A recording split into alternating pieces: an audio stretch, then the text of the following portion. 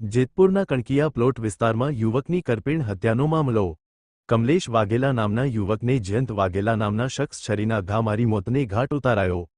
સમગ્ર હત્યાની ઘટના સીસીટીવી કેમેરામાં કેદ થઈ હતી। મૃતક કમલેશ આરોપી જયંત વાઘેલાની માતા સાથે જેતપુરમાં મૈત્રી કરાર કરીને રહેતા હતા। આરોપી જયંત કાળુભાઈ વાઘેલા રહે રાજકોટને પોતાની માતા કમલેશ સાથે મૈત્રી કરાર કરી રહેતી હોય પસંદ ન હોય ક્રોધમાં આવી જેતપુર આવી કમલેશ વાઘેલાની હત્યા કરી નાખેલ। હત્યારાઓને ઝડપી પાડવા જેતપુર સિટી પોલીસ, એલસીબી સહિતની ટીમો કામે લાગી હતી।